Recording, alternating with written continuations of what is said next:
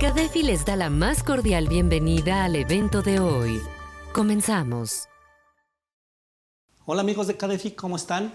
Es un gusto saludarlos este jueves en esta charla fiscal entre amigos. Les ofrecemos una disculpa por el retraso. Ya saben, algunas cuestiones con el tráfico, con este caos que luego se da en la ciudad, pero aquí estamos en su tema, en charlas fiscales entre amigos, con un tema muy importante y muy interesante, que es el contrabando y la defraudación fiscal. Bueno, este tema del contrabando pues es muy antiguo. De hecho, en América Latina el contrabando se da precisamente por el monopolio comercial de la Nueva España, y es ahí donde empieza realmente el contrabando ya en una cuestión ya más en forma, en lo que es Europa. Podríamos mencionar el contrabando que se da con el té en Inglaterra y en Suecia, y son antecedentes que tenemos del contrabando. Y esta figura del contrabando pues no es tan nueva en nuestra legislación. De hecho, desde 1948 en el Código Fiscal de la Federación está implícito este delito de contrabando. Y para hablarnos de este tema tan interesante, aquí tenemos un experto en la materia de contrabando y de defraudación fiscal, el doctor Luis Enrique Navarro Chavarría, y me voy a permitir leer una pequeña síntesis curricular del doctor. El doctor Luis Enrique Navarro Chavarría es licenciado en Derecho y especialista en Derecho Penal, ambos con mención honorífica en la UNAM, y también tiene maestría en Derecho con alto desempeño y doctor en Derecho en el Instituto de Investigaciones Jurídicas con mención honorífica. Realizó una estancia de investigación en la Universidad Complutense en Madrid, España, con el tema de contrabando y defraudación fiscal precisamente, y ha participado en algunos congresos internacionales en Latinoamérica y recientemente también en un congreso internacional que fue dado en Madrid, España, donde tuvimos el gusto de coincidir también. Es un gusto presentarles aquí al doctor Luis Enrique Navarro. Muchas gracias, doctor, por la invitación y por comentarnos este interesante tema del contrabando. Que como les mencionaba, pues el contrabando pues ya tiene algunos años, desde 1948 nuestro Código Fiscal de la Federación, pero lo vamos a ver con usted desde una perspectiva más penal, administrativa, más penal. Y para empezar, pues, ¿qué sería el contrabando, doctor? ¿O cómo podríamos definir el contrabando para las personas de la audiencia, para que lo pudieran entender más? Sí, muchas gracias. Doy infinitas gracias por la invitación aquí a mi amigo César Reyes y en general a todo el grupo de CADEFI.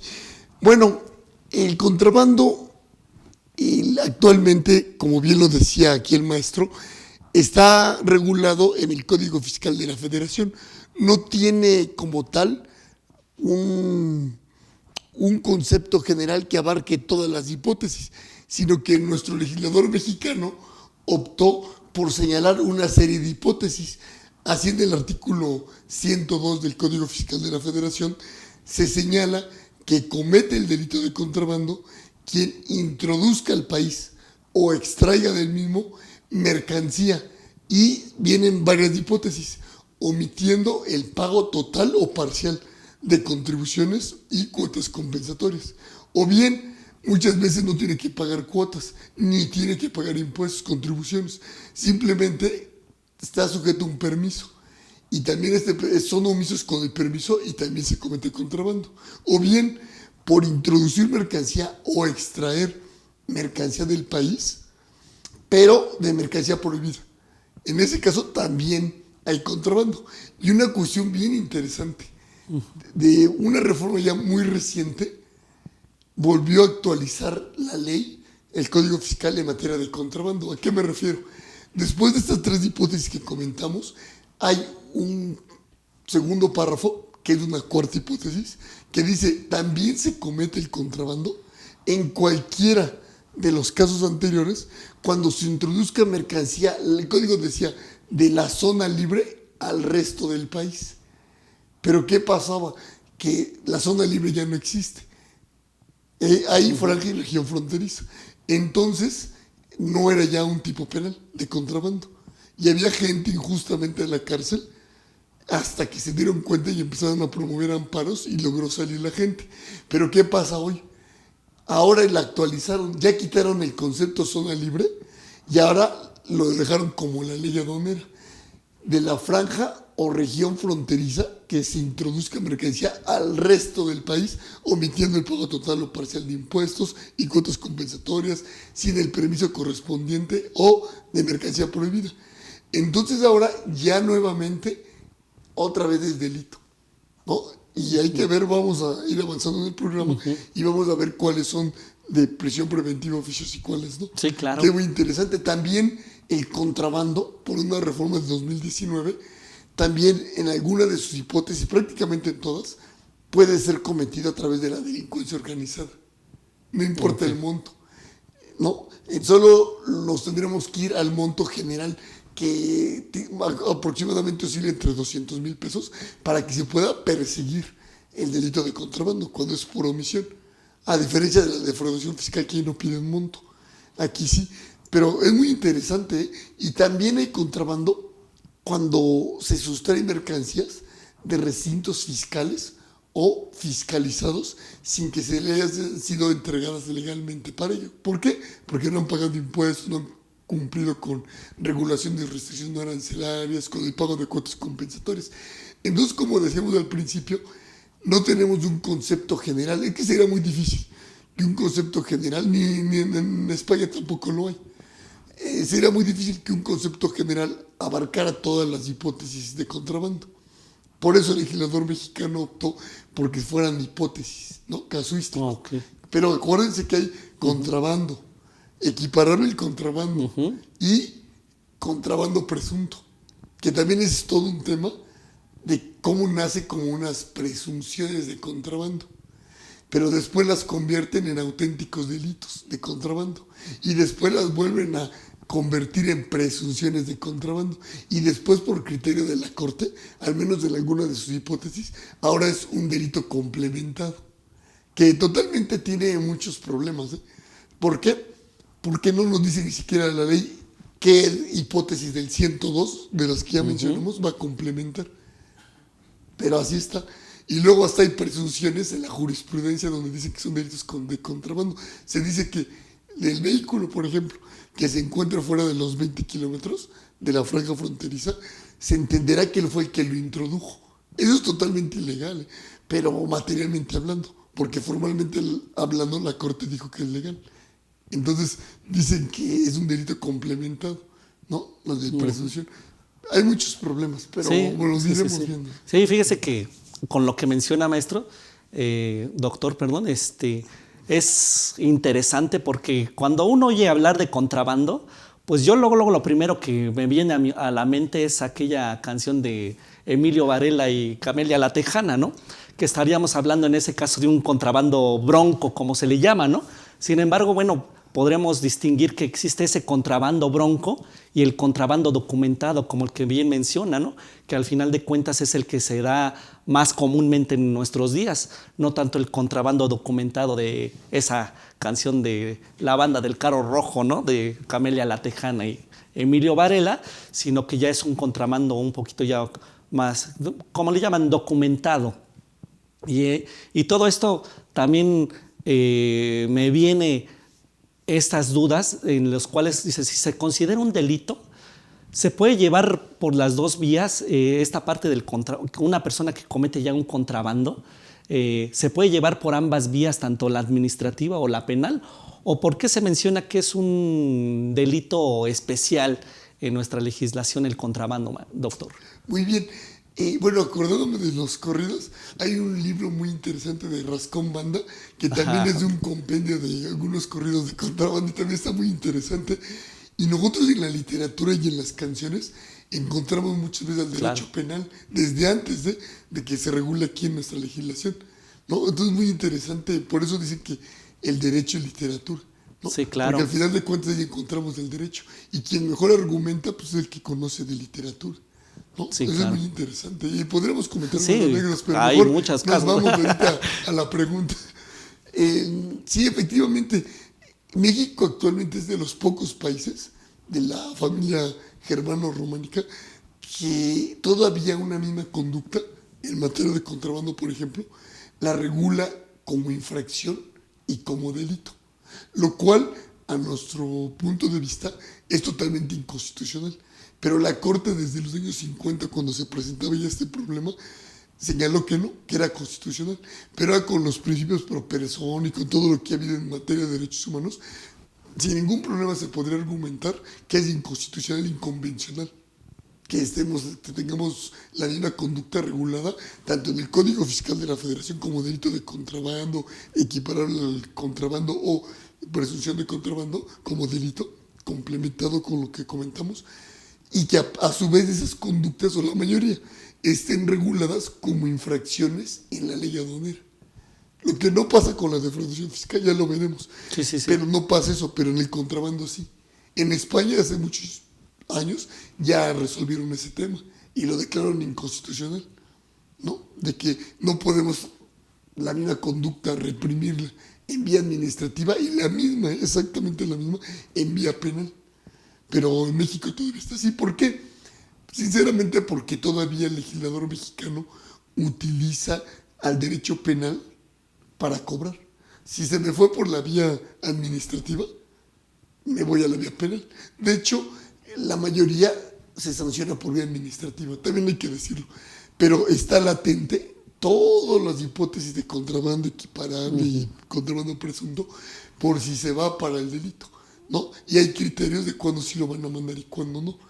Muchas veces lo dejan en la vía administrativa, pero de eso no se trata. El derecho penal, las penas, tienen una función de prevención general, y todo eso no se debe de pasar por alto cuando se va a regular un delito, un tipo penal. Y en este caso sí lo han hecho, ¿no? Es utilitarista el derecho penal en materia de delitos fiscales, sobre todo en contrabando, ¿no? Entonces, actualmente se puede llevar por las dos vías, la administrativa, la ley aduanera, y la penal en el Código Fiscal de la Federación, artículos 102, 103 y 105. Ok, doctor. Y entonces, si yo soy culpable de este delito de contrabando, y obviamente, como bien menciona, entonces aquí hay que hacer la distinción entre un delito y una infracción. ¿Y cuál sería, por ejemplo, esta distinción entre un delito y una infracción? ¿Y qué importancia tiene precisamente para este tema del contrabando y en la vía en que se va a llevar, ¿no? ¿Cuál sería? Excelente pregunta. Contrariamente a la mayoría de lo que dicen los administrativistas, que sus opiniones son muy respetables, pero contrariamente a eso, cada vez, al menos en este tipo de delitos, cada vez la brecha se va cortando. Y llega un momento que pareciera que tiene los mismos elementos. Porque actualmente, por ejemplo, la doctora Padilla, Liz Padilla, sostiene, que todo está en debate, pero sostiene que la imprudencia y el dolo, que son elementos del delito, también son elementos de la infracción. Okay. Y hacia allá vamos, ¿eh? En gran parte de por ahí hay resoluciones donde los contemplan no para graduar la pena, la sanción administrativa, sino como un elemento. Entonces, si a eso le agregamos que también a la persona moral, en la mayoría de los delitos, sobre todo en contrabando, defraudación fiscal, sus equiparables, también se sancionan en la parte penal. Antes no, antes decíamos que la persona moral no delinque, y ahora sí, en la mayoría de los delitos. Entonces, ahora ya vemos que los elementos son muy parecidos.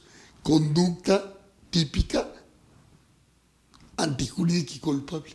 O sea, y solo que el dolo y la culpa, mucha gente todavía lo quiere ver en la culpabilidad. Y ya desde hace años, ya en la legislación, en la doctrina, desde hace hasta un siglo, en algunos países como Alemania, el dolo y la culpa los pasaron a la conducta típica. Entonces ahí no hay que hacer esa salvedad, pero el elemento subjetivo sí existe ya en la infracción. Entonces prácticamente son muy parecidas la infracción y el delito. Muchos autores dicen, no, es que en la infracción no hay antijuridicidad como tal, y lo que se atenta es contra el normal desenvolvimiento de la administración pública. Sí, y por ejemplo, las causales de justificación de legítima defensa, estado de necesidad, impedimento legítimo, cumplimiento de un deber, consentimiento presunto, sí pareciera que es a veces un poco difícil que se den en la infracción y que son más del homicidio, de las lesiones, pero también hay muchos delitos que tampoco se van a dar tan fácil esas causas de justificación. Entonces realmente cada vez se acota más la brecha entre una infracción y un delito. Entonces eso sostiene más que no debe de haber doble regulación. Si casi es lo mismo, pues no debe de haber doble regulación.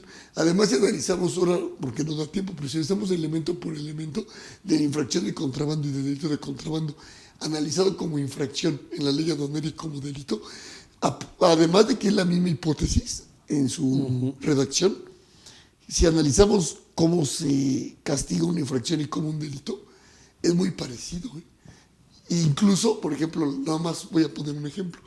El artículo 54 de la ley aduanera exonera de responsabilidad administrativa al agente aduanal cuando le dieron la información falsa y él no tuvo la oportunidad de verificarla, como el nombre, el domicilio, el RFC del importador y en otras cuestiones, la mercancía incluso, si no tuvo oportunidad de verificarla y si era cuestión de laboratorio, por ejemplo, también lo exoneran. Entonces, ¿eso qué es? Pues es el dolo.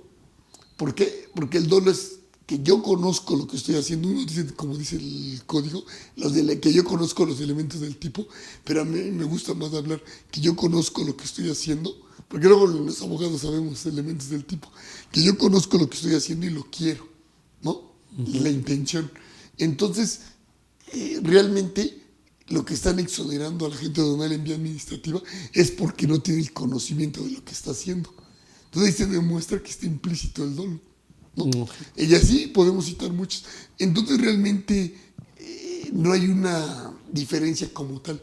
La única diferencia que todavía se sostiene, y ya dijimos que a nuestro criterio está por verse, es que la infracción es objetiva. Okay. Y que el delito pues no, porque se tiene que cometer con dolo o con culpa, ¿no? Dependiendo. Pero ya vimos que muchas veces cuando exoneran a alguien de la materia administrativa es porque no tuvo dolo, sin decirlo, pero esa es la realidad, ¿no?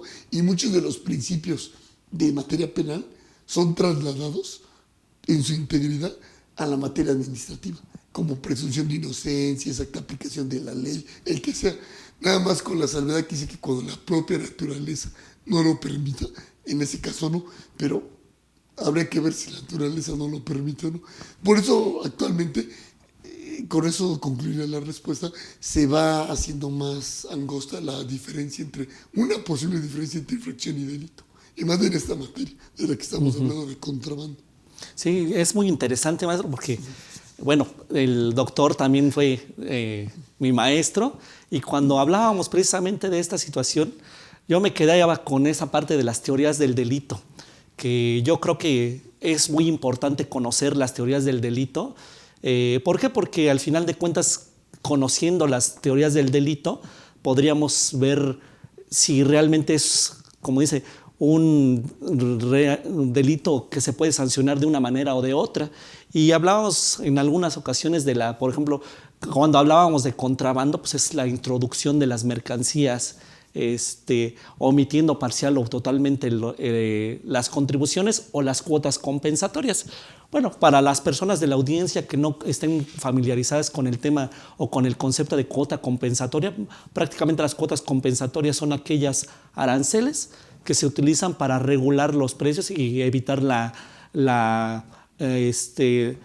una real competencia o precios inequitativos, ¿no? Eso es para las cuotas compensatorias. Por ejemplo, productos que vienen de China, que son precios más baratos, para no hacer un comercio desleal o en desventaja aquí en México, pues imponen estas cuotas compensatorias para hacerlos un poquito más justos con los precios que se manejan aquí, y también en lo que es el llamado dumping, ¿no? Que es el dumping también para aquellas personas que no conozcan bien el término, pues es aquella cuando tú vendes tus productos a un costo menor, ¿no? Dirían, bueno, ¿qué ganancia tengo con vender mis productos a un costo menor? En este caso, la lógica nos estaría diciendo que estaríamos perdiendo. Pero si tú eres una persona que con dolo hace este dumping vendiendo tus productos a un costo inferior, y si tienes la capacidad económica para conservarlo durante un periodo, pues obviamente, ¿quién te va a comprar? Pues las personas que vean que tú tienes un costo inferior de las mercancías y con eso tú vas eliminando a tu competencia.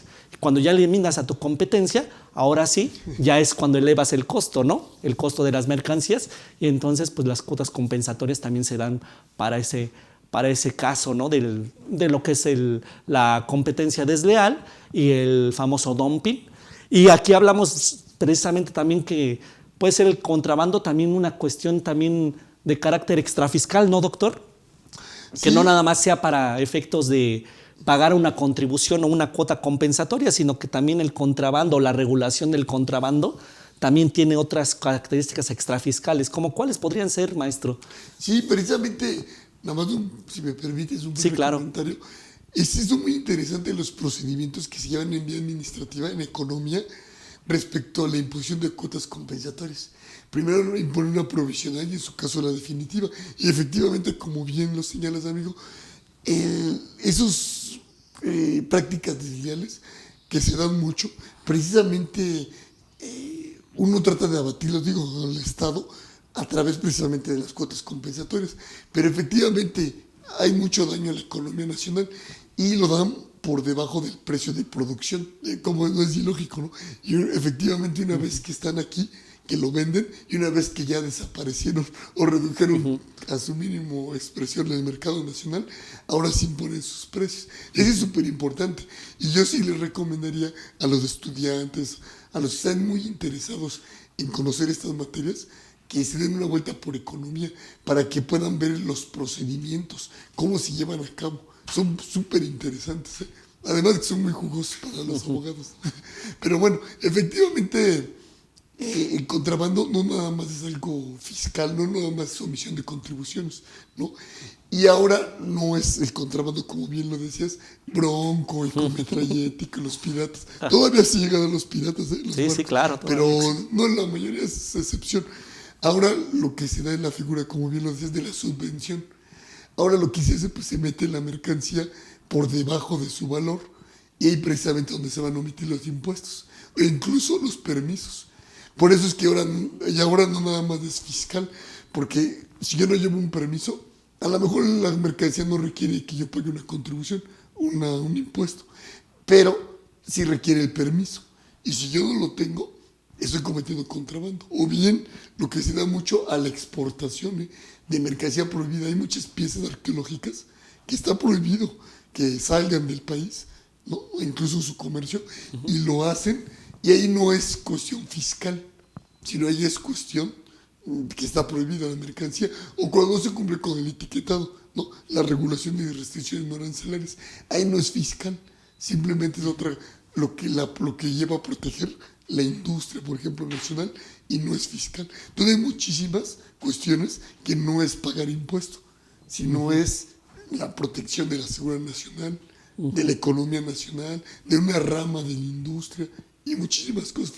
Flora o fauna. La salud, muchísimas. Sí, sí, sí. Y hablando precisamente de esto, de las teorías precisamente del delito que se aplican precisamente para este tipo de situaciones, por ejemplo, del contrabando. Como mencionábamos, el contrabando es la introducción de mercancías, omitiendo el pago total o parcial de las contribuciones o cuotas compensatorias.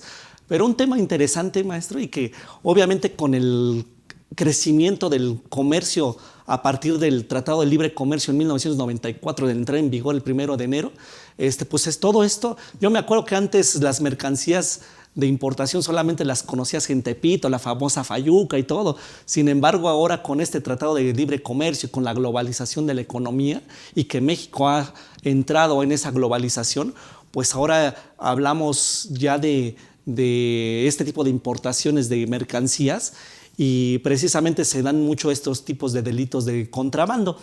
Y comúnmente conocemos un delito o una figura que es la piratería o productos que no son originales, vamos a llamarlo así.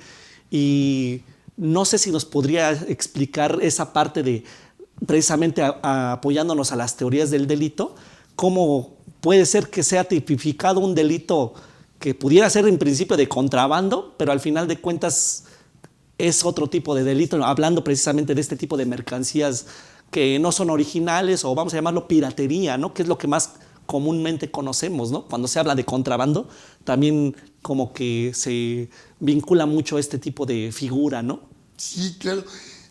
Bueno, ese tema es apasionante. Sí. El contrabando abarca muchísimas ramas del derecho, y entre una de ellas muy importante es la propiedad industrial, la propiedad intelectual. Porque, como bien lo decías, en un tiempo, hace, ¿qué será?, de 10 años para atrás, aproximadamente, la autoridad que hacía, cuando metían una mercancía que no era original, ¿no?, que no era original, lo que le llamamos comúnmente piratería, se llevaba a través del delito de contrabando.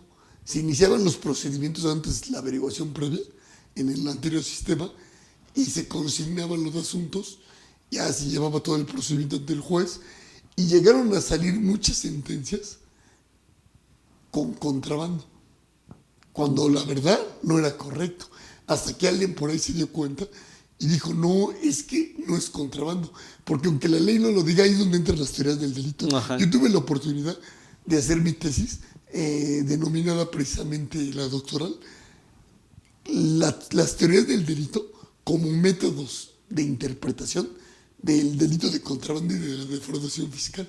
Y precisamente ella abordaba esos temas porque, aunque la ley no diga, como bien lo dices, que no diga que debe de ser la mercancía extranjera, ni que debe de ser original, es una interpretación, es el sentido de prohibición de la norma, es imputación objetiva, que lo hizo, bueno, la sistematizó el maestro Klaus Rücksinn, ¿no? Y también el maestro Hunter Jacobs, pero de otra forma, que luego lo veremos, ¿no?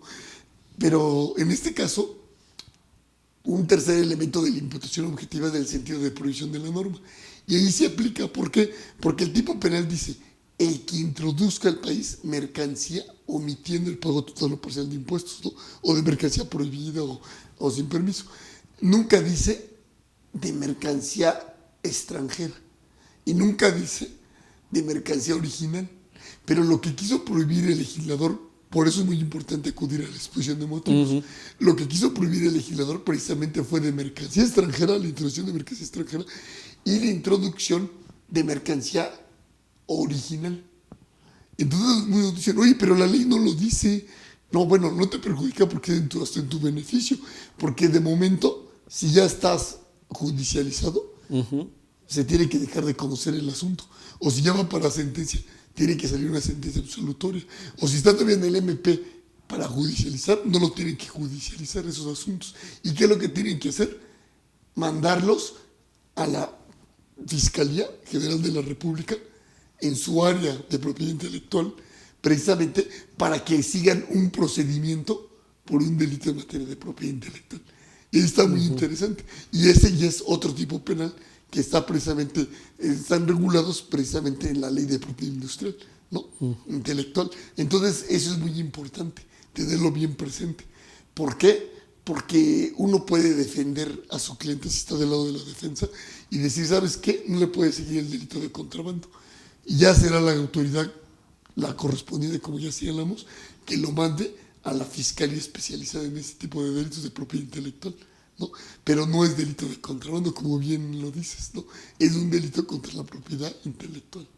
Sí, qué interesante estos temas, porque luego que siempre que hablamos de contrabando pensamos que en principio pues el contrabando bronco, ¿no?, como mencionábamos, y posteriormente que el contrabando necesariamente debe de haber el pago de o es la omisión de una contribución o de las cuotas compensatorias. Ya vimos que no es así, que el contrabando también tiene otro tipo de finalidades, como pueden ser las extrafiscales, que ya lo mencionamos, que era seguridad nacional, protección de flora y fauna, y obviamente también la protección de lo que es el comercio nacional. Entonces, tiene muchas aristas esta parte del contrabando. Y precisamente cuando nosotros ya tenemos nuestra mercancía en alguna aduana o en los centros, vamos a llamarlo, como se mencionan, los centros autorizados para que pudiera pasar, o los lugares autorizados donde pudiera pasar la mercancía, que puede ser una aduana, la frontera, el mismo aeropuerto, etcétera, etcétera. Cuando ya nos detienen la mercancía y nos dicen, usted está contrabandeando ciertas mercancías o ciertos productos, ¿cuál sería el primer medio, vamos a llamarlo, de defensa que tuviera una persona para poderse, obviamente, defender en contra de esa presunción de contrabando, doctor? Como bien lo decíamos, se puede llevar por la vía administrativa y me pueden instaurar un PAMA, ¿no? Y embargar mercancía. Y a la par, me pueden llevar un procedimiento penal. Y ahí hay una cosa muy recurrente, que la ley aduanera señala que cuando hay una verificación de mercancía en transporte, me tienen que llevar a la aduana más cercana para que ahí se haga la revisión. Pero ¿qué pasaba? Uno como litigante decía, la ley no lo establece tan como una obligación de que me lleven a mí a la aduana más cercana y que llegan la revisión. Y por lo tanto muchos asuntos se llegaron a caer. Pero entonces ahora, ¿qué hace la autoridad? Dice, sí, entonces mejor primero te llevo al MP.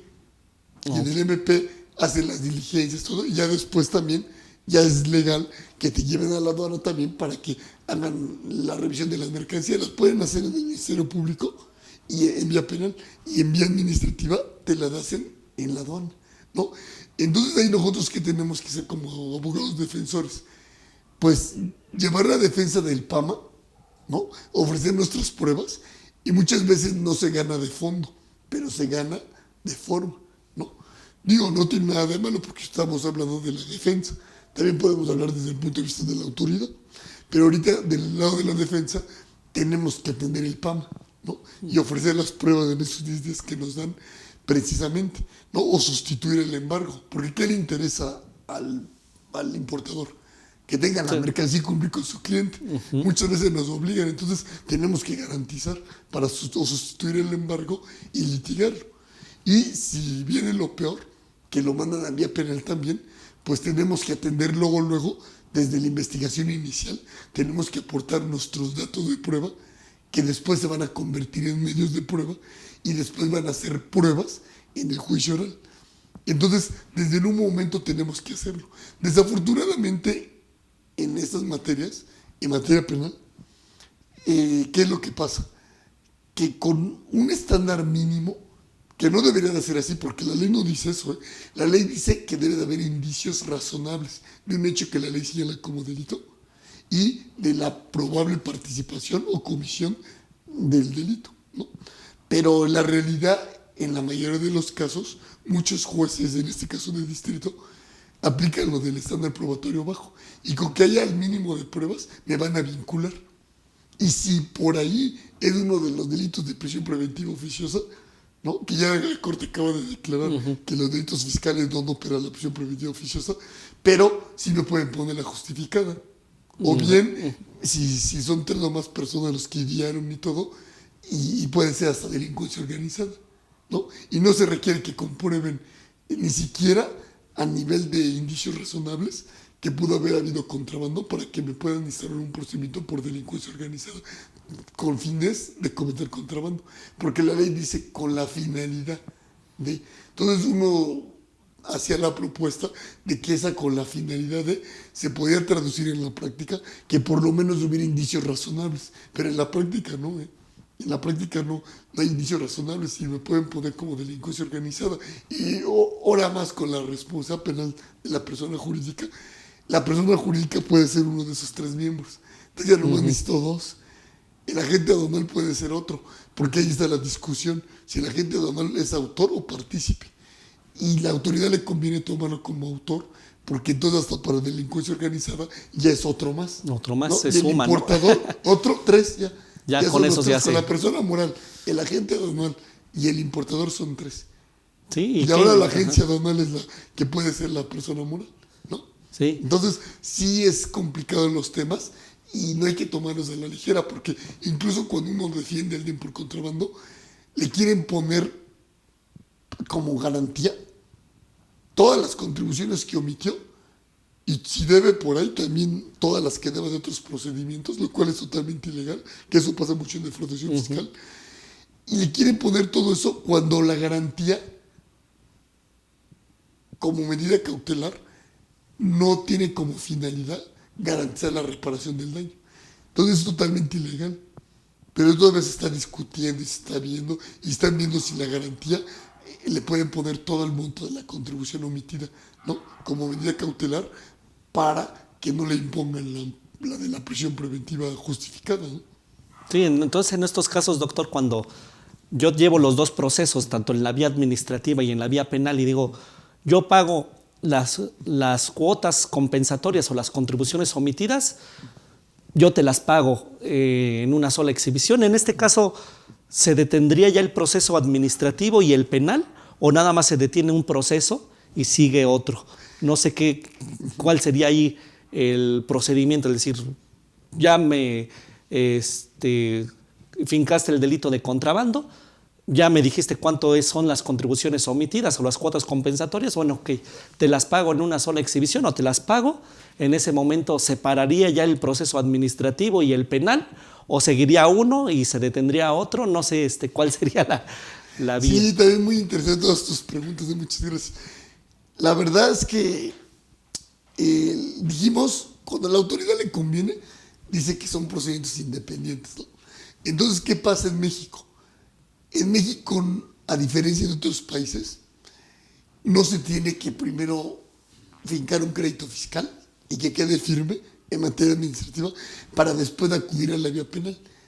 Ni siquiera debe de avanzar en las visitas que hacen luego de verificación, ni siquiera debe de ser uno en la tercera visita que haya más indicios, no. Es más, podríamos llegar al extremo de iniciar primero un procedimiento penal. Por la lógica no sería tan factible, pero podría darse como excepción que iniciáramos primero un procedimiento penal por contrabando y después del administrativo. Entonces, ¿qué pasa? La única forma, y ahorita hay jueces que lo dudan, pero yo creo que sí están en un error los que lo dudan, la única forma en que un procedimiento administrativo pudiera frenar, independientemente del estado en que esté, a un procedimiento penal, la única forma es que haya una resolución de fondo de que no se omitieron contribuciones ni cuotas compensatorias y que ya haya quedado firme, y con esa yo voy con el MP y le digo, ¿sabes qué? Es una resolución de fondo y no me puedes judicializar mi asunto en vía penal. O bien, ya está judicializado, ya van a dictar sentencia. ¿Sabes qué, juez? Me tienes que absolver, ¿no? O incluso en la etapa intermedia, ¿sabes qué, Ministerio Público? No me puedes hacer la acusación formal. ¿Por qué? Porque aquí traigo mi resolución por escrito, de fondo, que ya causó estado, donde yo no debo contribuciones ni cuotas compensatorias por esos hechos. Es la única forma. De ahí en fuera, ¿qué es lo que pasa? Que cada quien puede resolver como quiera. Y puede llegar a haber contradicción. Que en uno digan que omití y que en otro no. Que eso es muy grave, pero así es. La única ventaja que tenemos en este nuevo sistema, la única ventaja que yo sí lo veo, es que se está respetando más el principio de no autoincriminación. ¿A qué me refiero? Que antes, con las mismas pruebas que habían desahogado en la etapa del procedimiento administrativo, del PAMA, los recursos, lo que fuese, con esas mismas servían para, en materia penal, llevarme la averiguación previa y acusarme, ¿no? Las conclusiones, todo acusatorias, todo, con esas mismas. Y se decía, no, es que no se está violando el principio de no autoincriminación, porque eso te la requerí yo aquí hasta con apercibimiento de multa en materia administrativa, pero fue en otro procedimiento diverso. Y para que opere ese principio debe de ser en el mismo procedimiento, lo cual es una falacia, pero así era. Y ahora, ¿qué es lo que pasa? Que no se puede hacer eso tan fácil. Ahora se tiene que desahogar en el procedimiento penal, las tienen que ir a pedir, y además muchas con control judicial, como son los estados de cuenta, sobre todo en defraudación fiscal se ve mucho esto. Y ahora en ese aspecto sí se ganó. Ahorita lo que está por debatirse es cómo se llevan a cabo el desahogo de las pruebas de contrabando y de defraudación fiscal en el juicio oral. Todavía hay mucho por hacer, porque todavía ni los mismos jueces luego se entiende bien, no entienden bien la materia todavía. Muchos decían que hay que ser jueces especializados como en materia de cobro exterior. Luego dijeron que ya no, y cuando más decían que ya no, es cuando se hicieron la sala especializada de cobro exterior y de propiedad intelectual. A lo mejor es necesario hacer jueces especializados en contrabando, defraudación fiscal, simplemente que se capaciten igual que nosotros, los litigantes, ¿no? Es eso. Pero sí, contestando a la pregunta, son dos procedimientos aparte, entre comillas, ¿no? Uno puede ser condenatorio y otro absolutorio, bueno, sin responsabilidad, o los dos con responsabilidad. ¿Y qué pasa? Lo más que se llegó a decir es que si yo salgo condenado en penal, me tomen en cuenta lo que pagué en vía administrativa. Okay. ¿No? ¿Y cómo se va a tomar en cuenta esa omisión de contribuciones? Hasta la fecha de emisión de sentencia, ¿no? De la primera instancia, hasta ahí, ¿no? Pero para ponerme la pena, pues se va a tomar en cuenta el monto histórico. Si no, imagínate cómo estaríamos. Sería la pena la mayor, ¿no? Pero no, el monto histórico. Aquí lo único que todavía sigue siendo una aberración son dos cosas. Que a mí, para que yo dé mi garantía, me pidan todavía, o para una salida alterna, me pidan todavía que yo garantice también o pague contribuciones que no son motivo de ese procedimiento, que yo debía de otros créditos fiscales. Esa es una aberración. Sí, que comúnmente la autoridad es lo que hace, ¿no? Ajá. Y todavía otra aberración, disculpa decir los del SAT, ¿no? Pero así la verdad, yo trabajé en el SAT, yo trato de ser objetivo. Y otra cuestión que yo lo veo muy mal es que todavía sigue el sobreseimiento, que dice, si tú pagas o garantizas, a discreción de la autoridad, ya sobresale el procedimiento a discreción. Esa discreción solo la ocupan para los amigos, para los intereses. Eso no debe de existir, pero bueno, sobre todo en defraudación fiscal, ¿no? Esas cuestiones todavía hay muchas, pero esas todavía hay que afinarlas porque no debe de ser eso, porque no rompen con el principio de igualdad, ¿no? De igualdad ante la ley, ¿no? Y muchas cuestiones muy interesantes. Muchos autores dicen que el derecho penal fiscal es el derecho penal del enemigo, ¿no? Porque no se respetan muchos principios del derecho, ¿no? Yo lo que veo que muchas veces no lo han respetado, pero ahorita ya como que lo empiezan a respetar, el principio de presunción de inocencia, donde la carga de la prueba la tiene el Ministerio Público.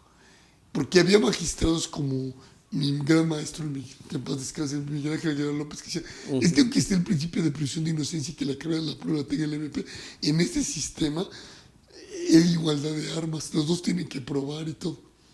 Y él era el magistrado que lo aplicaba, o sea que era de los más garantistas. O sea que realmente habrá que ver si se respeta o no ese principio, ¿no? Sí, muy bien, maestro. Muy interesante todo lo que nos ha platicado del contrabando, de las cuestiones penales y fiscales que están involucradas. Y nos mencionó los tipos de contrabando, que puede ser el contrabando como comúnmente lo conocemos, la presunción de contrabando y los equiparables de contrabando. ¿Nos puede hacer alguna mención de todos estos otros tipos de contrabando, que es el presunto y el equiparable? ¿Qué diferencias tienen o qué similitudes tienen y si se tratan de la misma manera que un contrabando ya calificado? Por ejemplo, voy a empezar por lo último. El contrabando calificado tiene muchos problemas porque si a mí me quieren poner la calificativa, en su mayoría ya viene contemplado en el tipo básico, ¿no? Entonces, a veces, si uno lo litigara y nos tocan esos asuntos, podría quitarle uno la calificativa, cuando ya viene contemplado en las hipótesis de contrabando, equiparable el contrabando presunto. En las que no, bueno, pues es una calificativa, ¿no? Entonces, ¿cuál es la diferencia? El contrabando en sí fueron las hipótesis que mencionamos, ¿no? De introducción de mercancía omitiendo impuestos, o cuotas compensatorias, sin permiso, mercancía prohibida, extraer de recintos fiscales o fiscalizados. Otra clasificación arancelaria. Sí, todo eso. Ahí es muy importante la clasificación arancelaria porque ¿cuál es el resultado de clasificarla mal? Con intención, por ejemplo, pues es que pague menos de impuestos o que no pague o no haya permisos, ¿no? No se sujeta a permiso, ¿no? Perdón, doctor, y en este caso, por ejemplo, cuando haces la clasificación arancelaria, esa la hace el agente aduanal. En este caso, ¿habría responsabilidad del contribuyente al esa clasificación arancelaria hacerla el agente aduanal? ¿O quién tendría aquí esta parte de la culpa o el dolo, como ya mencionó? ¿El agente aduanal o el contribuyente, que es el que importa las mercancías? Aquí, ¿quién manejando precisamente estas teorías del delito, ¿quién sería ahí el culpable o la persona que comete el delito? Es también súper interesante. Porque muchas veces, ¿qué hace la gente aduanal? Digo, yo tengo varios amigos agentes aduanales, pero ¿qué hacen? Le dicen, mira, yo la clasifico aquí, tenemos que pagar 2 millones de contribuciones, ¿no? Y lo que hacen ellos luego, al SAT le dicen, mira, esta está aquí clasificada y yo nomás tengo que pagar 100,000 pesos. Entonces, ¿qué es lo que pasa allí? Dice uno, bueno, haciendo lo que hace el SAT, dice, tú a mi contribuyente me debes, tú nomás pagaste 100,000 pesos de los 2 millones que tienes que pagar de contribuciones. Y el otro dice, oye, pero mira, aquí está la transferencia, aquí está el pago que yo le hice a la gente aduanal de los 2 millones de pesos que yo tenía que pagar. Y aquí están mis pedimentos. Y hasta tienen sello del banco y todo. Y todo. No, a ver, hacen la glosa y dicen, no, pues no, eso no entregó tu agente aduanal, entregó esto sí por 100,000 pesos. ¿Qué es lo que pasaría allí? Y qué buena pregunta, y eso es muy técnico.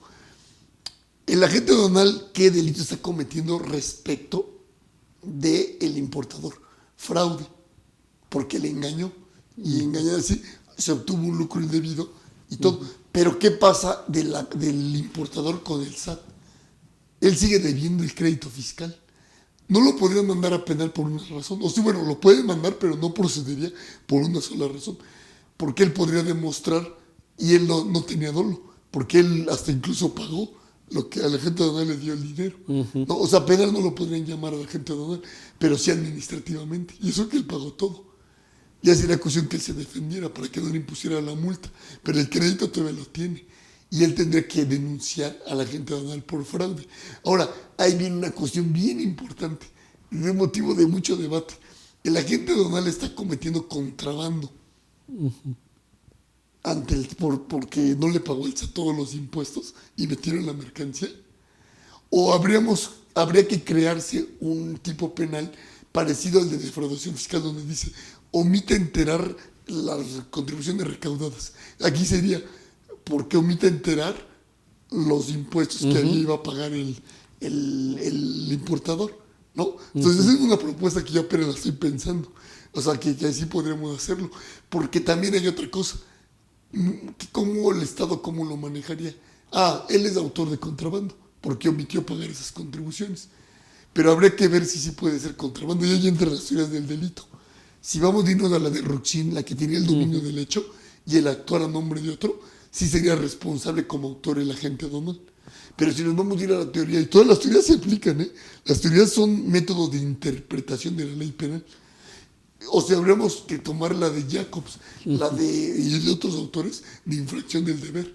Ahí no sería autor. ¿Por qué? Porque el que tenía que pagar estrictamente la contribución es el importador, no el agente aduanal, ¿no? Entonces el Estado, para más fácil, pues va a tomar la de Roxin y sí, la que más le conviene a él, y va ¿no? a decir es autor. Y más para la delincuencia organizada de contrabando es autor el agente aduanal. Ahí habría que defenderse. Lo más probable es que la Corte, aunque yo no estoy de acuerdo, optara por decir que es autor, ¿no? Y bueno, y continuando con la respuesta de la pregunta, en el contrabando equiparado, ahí hay una serie de hipótesis que muchas veces están repetidas con el contrabando y con el contrabando presunto, pero la que más se da es la de que adquiera, venda, comercie, tenga en su poder por cualquier forma mercancía sin acreditar la legal estancia. Es una de las que más se da, porque él no le va a acreditar que él fue el que le introdujo, no. A él le van a acreditar que la tiene en su poder bajo cualquiera tenencia, bajo cualquiera. Pero ahí nomás habría que es diferente la tenencia a la tentación. Por eso al transportista sí logra acreditar que con su carta aporte y todo, de que él nomás la transportaba y eso, él no lo van a hacer responsable. Al otro sí, el que la tenga en su poder. No, que no sea transportista, que sea el que la esté usando, por ejemplo. O no acreditas contrabando presunto. Perdón, equiparar el contrabando. Y otra hipótesis, son como 16 y cada una tiene bastantes hipótesis, cada fracción. Son 16 fracciones del 105. Y el último párrafo habla de quien, que también es muy común, quien saca del país sin declarar más de $10,000 o su equivalente en cheque, en papel, en cualquier documento o en cualquier moneda, más de 10,000 es infracción y sin declarar. Y si no declara que lleva más de $30,000 o su equivalente, cheque, lo que sea, es delito. Ok. ¿No? Y ahí también es bien interesante. Una vez tuve la oportunidad de ver un caso de un arquitecto que incluso participó en él, mi asesor Enrique Díaz de Aranda, donde era del anterior sistema, donde un arquitecto recibió $40,000 en cheque. Sale a Caléxico, compra unas medicinas y víveres y se le olvida, no lo declara, sale y ya compra sus víveres, regresa a México y en la aduana de revisión, semáforo rojo, y lo revisan y el cheque. Y era del anterior sistema, averiguación previa, procedimiento, en apelación confirman, 4 años de prisión eran, 4 y medio, 4 o 6 meses, confirman y afortunadamente le tocó un magistrado garantista, donde aplicó la imputación objetiva. Okay. Que dijeron, el sentido de prohibición de la norma de ese tipo es de evitar el lavado de dinero, no otra cosa de que lleven un papel y se le olvidó. Tan es así que ese cheque no lo podía cobrar en los bancos de allá y solo en los bancos de aquí. Y tan es así que no tenía la intención que lo regresó, lo llevaba igual, metiéndolo otra vez al país. ¿No? Amparo total y ciudadano y sale la persona, ¿no? Entonces, sí tienen mucha importancia las teorías del delito. Y eso es una infracción, es un delito de equiparar el contrabando. ¿No? Okay. Y en el contrabando presunto también viene la hipótesis que comentábamos de que se encuentre un vehículo afuera de los 20 kilómetros de la franja fronteriza, en su poder de una persona. Se va a presumir que él fue el que lo metió. O sea, son presunciones que las volvieron delitos complementados. Y las presunciones están prohibidas en materia penal. ¿No? Exacto. O sea, por eso los volvieron delitos. Y luego, como delito no te dice a cuál va a complementar del 102, del tipo básico, que ya comentamos. No te dice. Otra ilegalidad total. O sea, la verdad en eso, por eso muchos autores dicen que es el derecho penal del enemigo en materia de penal fiscal, de contrabando y defraudación fiscal. Muy interesante, maestro, lo que nos comenta. Les hacemos la invitación a nuestros amigos de la audiencia que si tienen alguna pregunta al respecto, pues nos las hagan llegar mediante los medios de contacto aquí de CADEFI. Con gusto las estaremos contestando. Y bueno, ya el contrabando, pues sí, les digo, es muy interesante, es un tema muy amplio y todo, y que pues realmente pues poco es estudiado en este tipo de cuestiones, ¿no? Sí. Más nos vamos por la defraudación fiscal, pero el contrabando también es una de las cuestiones importantes y yo creo que más importante ahora con este tipo de comercialización que se hace a través de los tratados de libre comercio que ya tiene México con otros países y todo esto pues ha tomado mayor relevancia con en nuestro comercio, ¿no? Ahora, maestro, ¿cuál sería, por ejemplo, una de las consideraciones que a su parecer pudiera mejorarse en esta parte del contrabando, por ejemplo, en los juicios de lo que es la prisión preventiva? ¿Qué nuestro sistema, qué podría mejorar en este caso, hablando del contrabando específicamente? ¿Cuál sería su sugerencia? Pues bueno, hay varias, ¿no?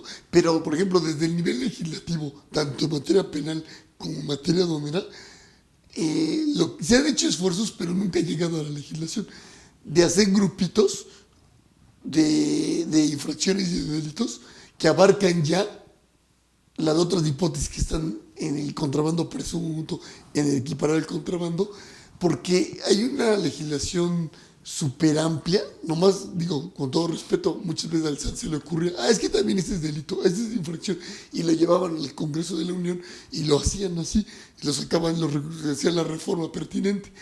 Yo considero que, por ejemplo, ahorita me viene a la mente, cuando íbamos a trabajar en aduanas, el maestro, por ejemplo, en materia administrativa, Rode Ponce, él precisamente estaba trabajando ese tema en materia administrativa, de hacer grupitos así como de infracciones para que quedaran las menos y quitar todo lo que sobraba para que no fuera demasiada legislación, ¿no? Una legislación exagerada e ineficiente. Y eso es lo mismo en penal, porque también en penal están todas las infracciones que están en materia de contrabando, ahí le llaman infracciones relacionadas con la importación y exportación de mercancía, pero es contrabando. y en materia penal hacer lo mismo. Ese es desde el punto de vista legislativo, ¿no? Desde el punto de vista judicial sí hay bastantes cosas, porque uno hay que quitar la facultad discrecional de Hacienda de sobreseer los procedimientos, o más que quitarla, hay que regularla, porque cuando uno va y le pregunta a la autoridad, bueno, ¿en base a qué se va a basar para ver si me sobresee? Yo ya pagué, ¿no? Porque en materia de contrabando decíamos que más o menos son 210,000 pesos por ahí, así para que se pueda, no que no haya delito, sino para que se pueda ejercer la acción penal, ¿no? Si no, no pueden ejercer acción penal. Hay delito, pero no se puede ejercer si no rebasa ese monto. Entonces, ese monto creo que está bien y todo eso creo que está muy bien. Pero, por ejemplo, en delincuencia organizada, no cualquier hipótesis de contrabando puede dar motivo, y sí lo da, de acuerdo a la Ley Federal de Delincuencia Organizada.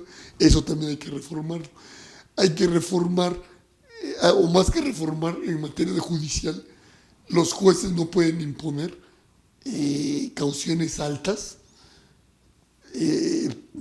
para efectos de que puedan fijar la medida cautelar, sino que tienen que ser asequibles a la persona, porque hay muchas personas que pueden tener mucho dinero, pero en bienes, en otras cosas, y no es que tengan la liquidez, y aunque la tuvieran, ya dijimos que la garantía como medida cautelar no va dirigida a la posible reparación del daño, en este caso del Estado, no va dirigido a eso, ¿no? Sino que va dirigido a que no se sustraiga de la acción de la justicia, a que estando fuera de la víctima, el imputado no atente contra la víctima, contra el juez, contra la sociedad, contra el Ministerio Público, que estando afuera no destruya pruebas, no altere la escena del crimen, bueno, para otros delitos en general, así, a eso van dirigidas las medidas cautelares. Entonces no le pueden fijar un monto muy exagerado de caución, porque no va dirigido a la posible, perdón, de caución, de medida cautelar, porque no van dirigida a la posible reparación del daño. Entonces también hay que reformar el actuar de los jueces, en el actuar de la Corte y de los colegiados, de sus resoluciones, ¿no? Hay muchísimas cuestiones que sí hay que mejorar, quitar, porque ellos dicen que lo dice el reglamento del SAT, quitar eso de que si yo te voy a llegar a un acuerdo reparatorio contigo, o voy a fijarte la caución, la garantía en la medida cautelar, te voy a poner créditos que ni siquiera, te voy a sumar créditos que tienes que garantizar o pagar, que ni siquiera son motivo de ese procedimiento penal, que son otros créditos que deben de otras cosas. ¿Cómo es posible que esos créditos fiscales te los pongan ahí para ese tipo de cuestiones? Eso es totalmente un absurdo, ¿eh? Pero hay muchísimas cosas que hacer en materia penal fiscal. Y nos podemos pasar toda la tarde de cómo mejorar. ¿Cómo mejorar? Sí. Pues, bueno, hablamos ya del contrabando y vamos ahora a hablar de la defraudación fiscal. Doctor, ¿cuáles serían los fundamentos que tendríamos que conocer para entender la defraudación fiscal? Porque es muy importante, pues, conocer los fundamentos, porque muchas veces muchas personas también tenemos algunos temas o concepciones equivocadas y pues aquí, por ejemplo, ya con usted nos podría decir cuáles serían de los fundamentos esenciales para poder entender qué es una defraudación fiscal. Este tema también tiene mucho interés y es muy apasionante aquí en México. Teníamos una ley federal de defraudación impositiva de 1947, pero fue muy efímero su vida. ¿Por qué? Como bien lo dices de hace rato que lo comentabas, en 1948 pasó a formar parte de los artículos del Código Fiscal de la Federación de defraudación fiscal, ¿no? Y ahí ya el legislador, en la ley de defraudación impositiva de 1947, optó por hipótesis, en forma casuística. Se comete defraudación fiscal cuando, y señaló todas las hipótesis, que eran muchísimas. Después, cuando pasa en 1948 el Código Fiscal de la Federación, ya no se hacía así. Ahora se optó más o menos por un concepto que no quedó como concepto, también quedó como hipótesis, pero muy restringido. ¿Cómo lo tenemos? En el artículo 108 del Código Fiscal de la Federación, y 109 es el equiparable a la defraudación fiscal, que ahí sí son hipótesis. No. Pero ¿qué dice el 108 del Código Fiscal de la Federación? En su fundamento, es un delito especial. ¿Por qué? Porque estaba fuera del Código Penal Federal. Y además es delito especial eso sí ya es a criterio de cada quien, porque mi criterio sí se requiere para ser autor de una calidad específica, que sería el contribuyente, ¿no? Y el asesor fiscal y el contador, ahí sí para mí no hay duda, ahí sí no pueden ser autores, son partícipes, o son lo que le llama España cómplices necesarios. Pero en México no está esa figura. Sí, perdón que lo interrumpa, doctor, pero igual hablando de estos temas, quizá a lo mejor como una cuestión extra, me gustaría y que también compartiera con la audiencia el tema precisamente de un futbolista famoso que precisamente fue acusado de defraudación fiscal y que usted conoce mucho de ese tema, ¿no? Y me gustaría que más adelante le comentara a la audiencia ese caso tan interesante precisamente de este futbolista que ganó hace poco el Mundial de Fútbol, ¿no? Es cierto. ¿No? El mejor futbolista del el mejor mundo futbolista de esta época, vamos a llamarlo así, ¿no? Sí, muy bien. Entonces, más adelante, si nos hace el favor de comentarnos ese tema tan interesante, que va ligado precisamente con ese derecho comparado en España y que es tema de defraudación fiscal, pero perdón por la interrupción, pero quería comprometerlo para que nos platique ya al final de la plática, que nos quedan unos minutos adicionales, que lo comentara. Sí, pero perdón gusto, por interrumpir. No, y entonces, como decíamos, que en el 108 se dice que comete la defraudación fiscal, dice quien omita total o parcialmente el pago de una contribución o que aprovechándose del error de una persona, del fisco en este caso, él adquiere un beneficio indebido. Entonces ahí bien importante, porque dice el que a través del engaño, así empieza, el que a través del engaño omite total o parcialmente el pago de una contribución. ¿Qué es lo que pasa? Muchos tienen la idea de la unidad del derecho, manejan esa teoría, que un término debe tener la misma connotación en todas las ramas del derecho. Pero sí es muy difícil, ¿eh? ¿Por qué? Tan solo que hablábamos, cuota compensatoria. La compensación de la cuota tiene totalmente otra connotación que la compensación, que es una forma de resolver obligaciones en materia civil. Entonces tiene totalmente otra connotación. Pero lo que yo sí creo que no se vale, por ningún motivo, lo que están haciendo en materia de defraudación fiscal. ¿Qué dijo la Corte? Dice, para efectos del engaño, del fraude fiscal, el engaño solo es una cosa. ¿Cuál? La argucia, la maquinación que hace el contribuyente. Esa maquinación en contra del fisco, ¿no? Pero que esa maquinación, ese es el engaño. La maquinación, la mentira. En cambio, en materia de fraude genérico, se requiere por lo menos dos requisitos. ¿Cuál? Esa maquinación, ese engaño, y que quien lo reciba, caiga en un estado subjetivo de falsa apreciación de la realidad. También se requiere esa parte. Y que por eso hagan un acto de disposición, entreguen la casa, entreguen el dinero. O sea, por lo menos está la argucia, el engaño, y que esa argucia y engaño produzcan en una persona física esa falsa apreciación de la realidad, ¿no? ¿Y qué es lo que pasaba en defraudación fiscal hace unos años? Decían, bueno, está la argucia de que yo declaré menos, de que yo metí facturas falsas, lo que quieran. Pero no está la falsa apreciación de la realidad del empleado del SAT que recibe la declaración. Tan no está que por eso se dio cuenta que estaban haciendo algo mal, indebido, que estaban metiendo facturas falsas, que estaban engañando. Y por eso es que hizo el procedimiento penal, ¿no? Por eso se inició. Entonces decían, no se da. De hecho, un maestro, el maestro Franco Guzmán, penalista, tuvo una oportunidad de ver un asunto parecido y le tocó a un exministro, el penalista, Juan Silva Mesa. Y él le dijo, no estoy diciendo nada malo, ¿no? Pero él dijo, maestro, usted tiene razón. Le dijo, ¿pero qué cree? Si tomamos en cuenta lo que es el engaño para materia penal, para el fraude, todas las defraudaciones fiscales se quedarían en tentativa. Porque intentó engañar, pero no lo engañó. Entonces, no podemos dejarlo así, maestro. Y usted fue mi maestro y usted tiene razón, pero no. Entonces, sacaron una jurisprudencia donde decía, para efectos de fraude fiscal, el engaño, nada más de la primera parte, la mentira, la argucia. Independientemente de que el otro cayó en su engaño, porque si el otro cayó en su engaño, pues ya no van a descubrir a él, ya no van a hacerle procedimiento. Tan no cayó en su engaño que por eso le iniciaron el Ajá, le hicieron el ¿no? procedimiento. Entonces, eso está bien interesante. Y ahí yo creo que no se vale. Es preferible que quede una redacción no tan técnica. Lo mejor que se pudo haber hecho, como siempre se dice en España, siempre dicen los autores, quedó redactado lo mejor que se pudo, ¿no? Aunque no fue lo más, tiene una palabrita que son, pero que no fue lo más técnico, pues. Pero es preferible a que digan que el engaño nada más desde esta parte para materia penal, porque en la misma rama no se vale que se varíe el concepto del engaño. No, es una inseguridad jurídica total. El engaño para el fraude es de esto, el engaño para la defraudación fiscal es de esto. No, pues no. Entonces, eso no se debe de hacer así. Es preferible que mejor le pongan el que a través de la mentira o la argucia omita total o parcialmente el pago de una contribución, tal, ¿no? En perjuicio del fisco federal.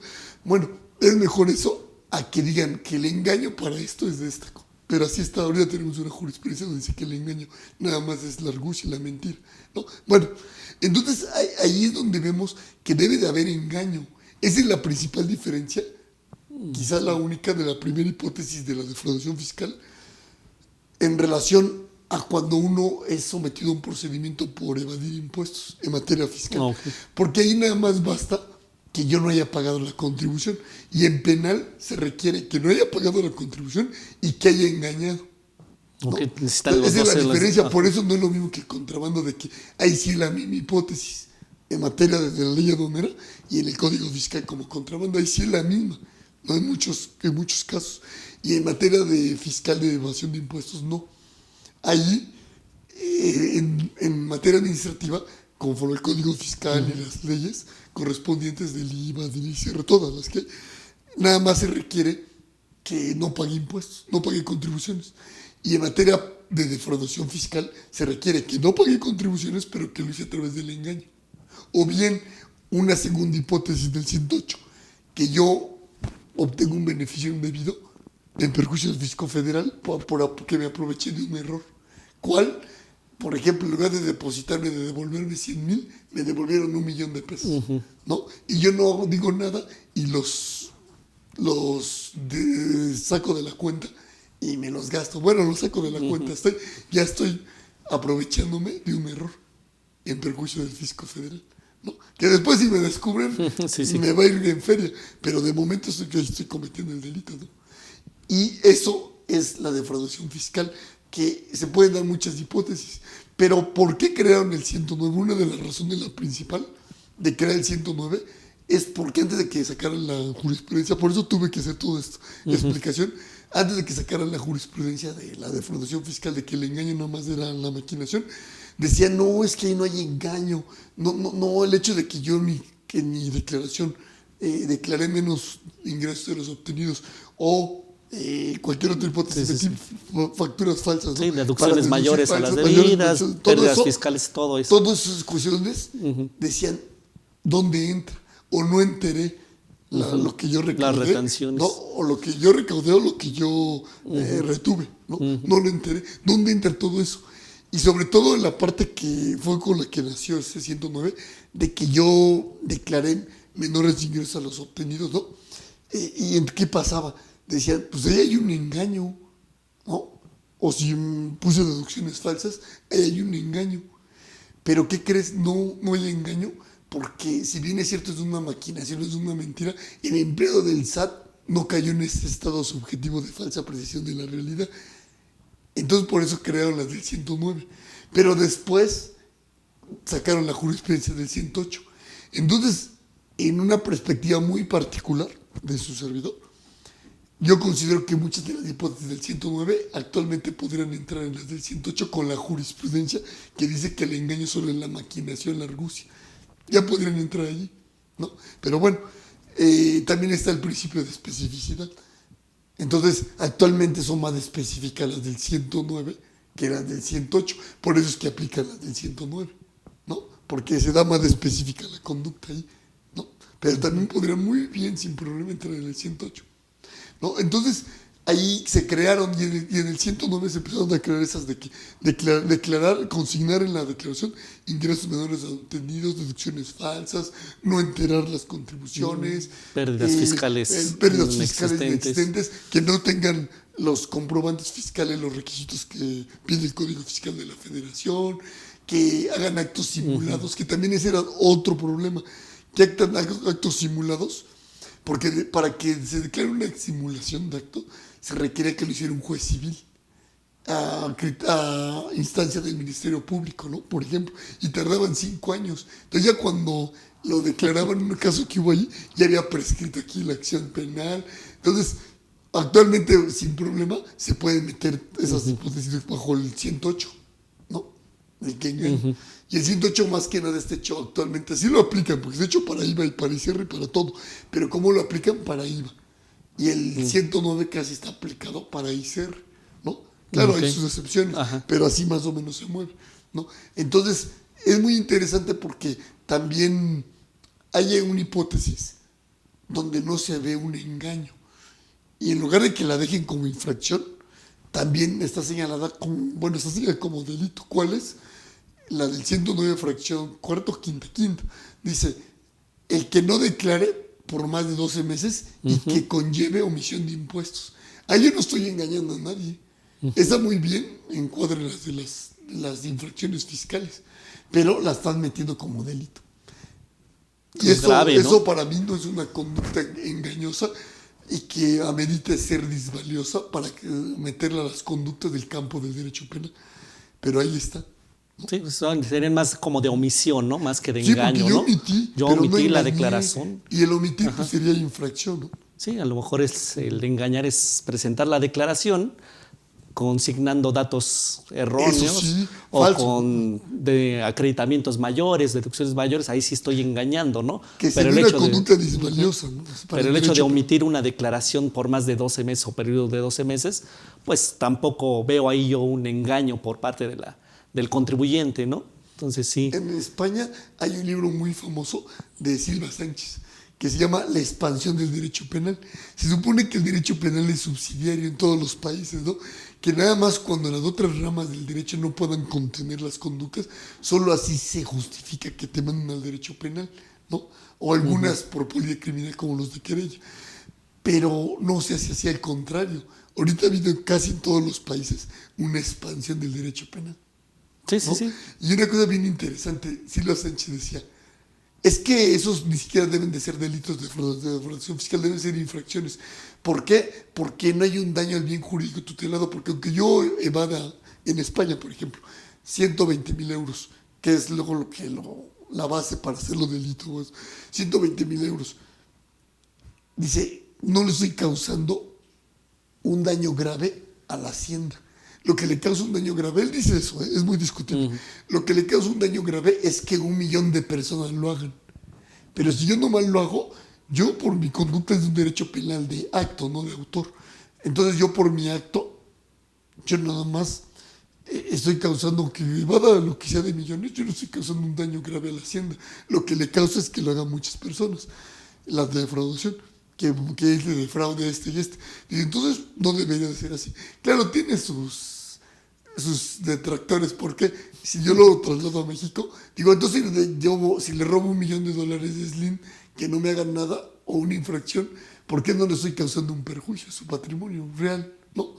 Y eso también como que no suena lógico. Entonces, habría que ver, ¿no? Pero sí es cierto que desde el punto de vista de purismo jurídico, el bien jurídico tutelado no se afecta de una manera grave si yo evado $1 millón de pesos, ¿no? Lo que realmente le afecta es que lo hagan muchos. Sí, claro. Entonces hay muchas cosas que todavía está por verse. Lo que sí es real es que están expandiendo el derecho penal. Cualquier cosa lo quieren mandar al derecho penal y eso no debería de ser. Es lo que llaman la última ratio, ¿no? Así es. Y hablando de libros, doctor, aquí nos trae algunos libros que nos va a recomendar. Sí, nos puede comentar de los libros que nos trajo para la audiencia y si quieren saber más de estos temas, pues aquí hay una bibliografía importante, ¿no? En materia aduanera, en materia de contrabando, tengo este libro, yo soy coautor con el doctor Adar Moreno, que también lo conocen. Sí, también ustedes. Mi maestro, el Él doctor Adar. Él es experto en comercio exterior. Tenemos un libro que se llama Materia aduanera, procedimientos administrativos y penales, infracciones y delitos y sus medios de defensa. Ahí podrán encontrar cuestiones muy importantes de los PAMAS, de los procedimientos penales, todo, que por cierto, se los digo y muy honestamente, está también por actualizarse, ¿no? Con el nuevo sistema, ¿no? Porque aquí viene del anterior sistema, ¿no? Pero bueno, todavía muchas cosas que son de actualidad todavía, a pesar de que ya tiene sus años de este libro, son de actualidad, ¿no? Sí, y casi no hay tanta bibliografía en cuestión aduanera ni en medios de defensa en cuestión aduanera y creo que es una bibliografía importante. Sí, otro que quisiera recomendarles son casos penales, donde escriben grandes autores como el maestro Franco Guzmán y yo por ahí de colado, su servidor. Ahí también hice de la ley de instituciones de crédito, un delito innominado. También tuve la oportunidad en casos penales de Tirán Loblanche de hacer mi aportación. Al igual que este también es de mis preferidos, de un libro que se llama Derechos Fundamentales en temas de derechos humanos. A mí me tocó escribir aquí precisamente los derechos humanos en los delitos fiscales. También este es de Porrúa. Bueno, también este pues sí se lo recomiendo porque tiene temas muy interesantes, ¿no? Autores muy buenos que ahí escriben, que escribieron también en este libro. Y por último, algo procesal que escribí a muchos de ustedes los penalistas lo conocen, con Alberto Nava Garcés, que él es miembro de la Academia de Ciencias Penales, del manual de la audiencia inicial. Lo quisimos hacer muy práctico. ¿Cómo? Transcribir una audiencia, pero no hacerlo así aburrido, sino separar los temas de interés, separarlos, hacerlos aparte aquí. Pero, ¿qué hicimos? Que en la audiencia pusimos lo que ustedes deben de, las opciones que pueden, cómo la pueden desarrollar, siendo Ministerio Público, siendo defensa y siendo juez. O sea, es un libro aparentemente muy pequeño, que se está haciendo la segunda edición para engrosarlo, pero este sí es totalmente actual y les vamos a meter los criterios, porque la ley no ha variado mucho, el Código Nacional de Procedimientos Penales, pero los criterios sí. Entonces también se está enriqueciendo, pero como está ahorita, creemos, lo hicimos para poder que sea de mucha utilidad, primero para un servidor que litigamos, pero si esto les puede servir al auditorio, pues el manual de audiencia inicial creemos que es lo básico, pero muy interesante. Y también tenemos la intención de estarlo acrecentando, sobre todo con la práctica, porque es lo que le sirve al litigante, ya sea MP, ya sea juez, ya sea al operador, sea litigante, sea juez, sea MP. Entonces también este libro esperemos que sea de su interés, y lo editó Ubiyus, ¿no? Entonces también hay libros disponibles. Y bueno, les quiero dar también, agradecer mucho por el tiempo que me da CADEFI y su coordinador, ¿no? El locutor aquí, mi gran amigo César, ¿no? Entonces, bueno, seguimos. Sí, maestro, y lo prometido es deuda. Platíquenos precisamente, hablando de defraudación fiscal, ¿qué pasó con este futbolista para que la audiencia tenga en referencia el caso de Lionel Messi cuando lo acusaron de defraudación fiscal precisamente en España? Y todo rebota también aquí en México, ¿no? Bueno, es un tema interesante que se ha retomado también aquí en México y muchos lo han retomado. Platíquenos este tema, doctor. Sí, ese es también otra vez súper interesante. ¿Eso por qué? Porque eso fue un parteaguas, incluso en España. ¿Por qué antes no llevaban a juicio por defraudación fiscal a los futbolistas, ¿no? Y en general había pocos casos. Pero a raíz de que vieron al Club Barcelona, a Messi, que Messi fue el más emblemático, el primero de esos del boom, y fue muy interesante. ¿Por qué? Porque aquí estuvo en juego una figura bien importante que en España sí se discutió y estuvo vigente. En México nos la saltamos, ahorita les voy a decir por qué, pero en España existió esta figura que se llama la ignorancia deliberada, que posteriormente fue declarada inconstitucional. ¿Pero en qué consistía? ¿Qué decía Messi? Y su defensa, que tuve oportunidad de conocerlos, a la defensa de Messi en la estancia que hice en España, en la Complutense, en unas sesiones privadas tuve la oportunidad de que me invitaran, y uno de ellos era parte de la defensa. ¿Y qué es lo que pasaba? Que ellos arguían, en ese tiempo no nos dijeron todo porque estaba vivo el asunto, ¿no?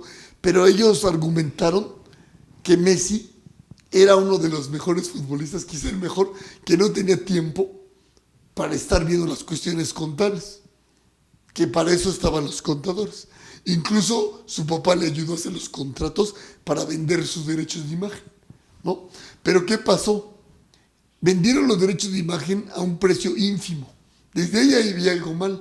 ¿Por qué? Porque por mucho que yo me ponga en un estado de ignorancia y diga, yo no voy a ni siquiera ver la contabilidad porque yo soy futbolista, soy el mejor y no tengo tiempo para eso, los contrato. Incluso su papá estaba inmerso y al papá y a los otros no los procesaron. Nada más a Messi, yo creo porque querían dar un golpe de autoridad Sí, yo y creo sentar que la base. ¿No? Lo que les interesaba era eso, decir, ¿sabes qué? Si le hicimos esto a él, ponte le podemos correr hacer a cualquier otro, ¿no? Entonces, ¿qué es lo que pasó? Pues sí, se fue el dinero a paraísos fiscales. Después, un error que yo creo cometió Messi es que regresa todo el dinero a una sociedad donde Messi también era parte de ella, ¿no? Entonces era beneficio, entonces también se puso, como dicen, de pechito ahí. Pero ¿cuál fue lo interesante jurídicamente hablando? Que decían, a él no lo pueden sancionar como autor porque él no tuvo el dolo. Él no tuvo dolo, ¿por qué? Él se puso en ignorancia deliberada. Sí, ok, deliberadamente se puso, ¿no? No me voy a aprovechar en hacer un comentario. Es lo que pasa con el contrabando, porque tocamos el tema de la maleta. Que alguien le dice, oye, ¿me ayudas y te doy tanto nomás de lo que pasa el sistema? Ahí el reconocimiento, pues sí, yo también la meto. Yo digo, no me pueden acusar de nada, porque aunque traiga droga, digo que yo no sabía. Porque yo ni la abrí, tiene candado. Pero ¿qué creen? Ahorita voy a retomar ahora lo de Messi. ¿Qué creen? Ahí dicen, hay ignorancia deliberada, ok, es inconstitucional en España. Y en México ni siquiera casi tocamos el tema, nos saltamos al tema del dolo eventual. Y eso es lo que hicieron con Messi. Con Messi dijeron, ok, tienes razón, tú no sabías. No sabías que vendiste a 4 euros tus derechos de imagen cuando valía millones. No sabías que se fue a paraísos fiscales. No sabías que te regresó el dinero a una sociedad aquí en España. No sabías. Bueno, está bien. Pero ¿qué crees? Existe la figura en España y aquí en México del dolo eventual. ¿En qué consiste el dolo eventual?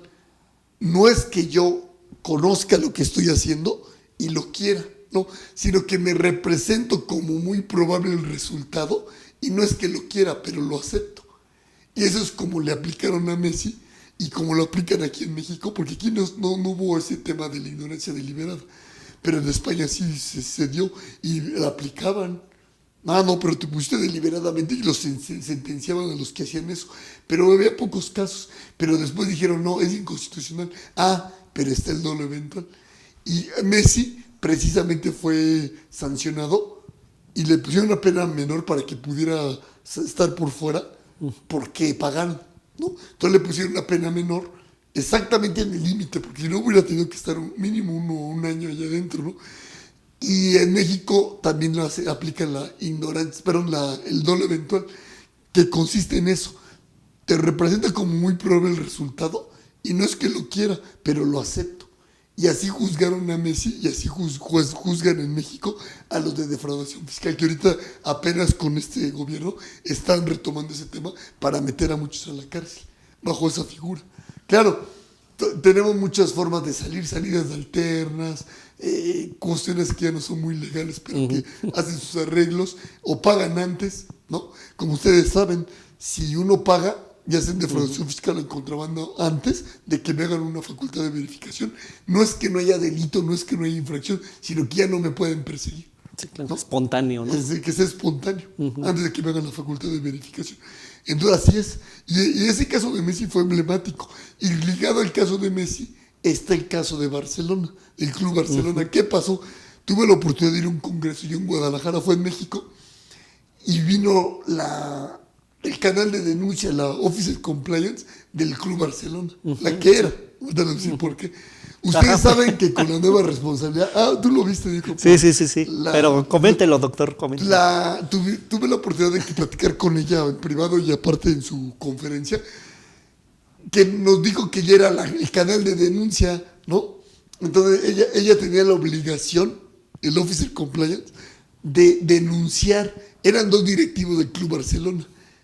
Uno dijo que la corramos porque como nuestra empleada nos está denunciando. Y el otro le dijo, no te puedo correr porque yo te traje y te traje para que tú tuvieras esa función. Entonces, soy contradictorio. Yo sé que no se entiende todavía esa cultura, no tenemos esa cultura ni en España ni en México, de que mi propio empleado me denuncie de los delitos que se cometen al seno de mi administración, que tienen que ir relacionados con el objeto de mi empresa, no cualquier delito. Entonces ella denuncia, y dijo, ella ni siquiera era abogada, es economista, y dijo la fiscal de España, si no hubiera sido por ti y que nos dice todos estos datos de prueba, no hubiéramos podido condenar al Club Barcelona, porque sí lo condenaron a pagar muchos euros, millones de euros. Entonces, ella gana la denuncia laboral, la reinstalan, lógico, ella luego que le pagan todo se vuelve a salir por obvias razones. Pero qué importante es eso de tener el programa de cumplimiento, ¿no? El compliance, ¿no? El famoso compliance. Qué importante, porque en España, si lo tienen bien a criterio de la autoridad, quedan absuelto la persona moral. Y en México falta mucho por hacer, pero se le baja la pena mucho, se le atenúa mucho la pena, si tenemos bien el programa de cumplimiento. Porque van a decir, bueno, si lo tienen bien, entonces no se van a cometer delitos. No, sí ya pueden cometer delitos, a pesar de que el programa de cumplimiento esté muy bien hecho. Pero eso va a quedar a criterio del juez si está o no bien hecho. Ahora, actualmente en México no se tiene que registrar, ¿no? Se está previendo que tenga que ser ante notario, que pueda ser, para darle más seguridad y todo, pero no. Y también se está previendo que los que tienen la obligación que tengan más de 20 empleados en España, algunos doctrineros están diciendo eso. O sea, ahorita la verdad, estamos en pañales en eso. En la responsabilidad penal, quien tiene más de un siglo, pues es Estados Unidos. O en Inglaterra, o en Alemania tienen un híbrido así. Ahí ya van mucho más avanzados. Y la verdad, quieras o no, en materia de procesal vamos hacia allá, hacia lo que tienen en Estados Unidos. Ustedes pueden ver los que litigan en penal, muchas figuras son muy parecidas, aunque digan, no, es que no le copiamos a Estados Unidos, fue a Colombia, a Chile. No. La verdad, también a Colombia y Chile, pero la verdad es a Estados Unidos donde tenemos muchas figuras parecidas del procedimiento, ¿no? Y ellos tienen desde cuándo la responsabilidad penal de la persona jurídica, ¿no? Entonces, todo eso es bien interesante. Lo que es el caso Messi y lo que es el caso Barcelona, pues son dos cuestiones emblemáticas. Como en el caso Barcelona tuvieron que denunciar a un empleado, sí se aplicó, que fue la que denunció al Club Barcelona que estaba cometiendo defraudación fiscal y otros delitos que mejor no digo, pero bueno, ahí está eso. Entonces, caso Messi se aplica a lo que está en México, el dolo eventual para esos casos. De que digan, no, yo ignoraba, ¿no? Aunque sea de yo ignoraba, sí, pero está el dolo eventual, ¿no? Y en el otro, en caso Barcelona, está el canal de denuncia que sí denunció a sus patrones, ¿no? Sí, y todo esto del dolo eventual, ahorita ya lo están trayendo para estos nuevos casos de políticos, empresarios, etcétera, que se está aplicando, porque ya estaba. México ya lo tiene desde hace años, el dolo. En el artículo 9 viene regulado el dolo y nos dice qué es el dolo directo y qué es el dolo eventual. Sin decir dolo directo y dolo eventual. ¿Noveno de qué ley, doctor? Del Código Penal Federal. Ahí viene lo que es el dolo y ahí viene la definición de dolo. Se desprende dolo directo y el dolo eventual. De ahí. Que doctrinariamente tenemos mucho más tipos de dolo, pero esos son los dos que aplicamos en México. Qué interesante, doctor, la federal. Plática que nos ha dado. Y pues podemos seguir platicando mucho de la responsabilidad penal de las sociedades, cómo se está aplicando y cómo ha tomado mayor fuerza en nuestro país y muchas cosas más de derecho aduanero, de derecho penal también que son muy importantes y básicas ahora con esta situación en la cual pues prácticamente para la recaudación pues han utilizado algunas figuras y las han estado llevando precisamente, como dice, al campo ya más penal, ¿no? Precisamente para hacer lo que llamamos un terrorismo fiscal, ¿no? Y que digan, ok, no nada más me van a sancionar administrativamente por omitir las contribuciones o defraudar, sino que ya me van a dar otro tipo de sanciones que son las penales, ¿no, doctor? Sí. ¿Cuál sería su conclusión para cerrar ya esta plática tan interesante sobre el contrabando y sobre la defraudación fiscal? ¿Algún consejo, algún detalle que nos quiera compartir para nuestra audiencia y que ellos estén preparados y que puedan evitar todas estas conductas que pueden llevarlos incluso a una cuestión ya más como prisión y un delito penal? Sí, sí, fíjate, amigo, que yo soy de la idea que sí hay que abrevar de la teoría de la legislación extranjera.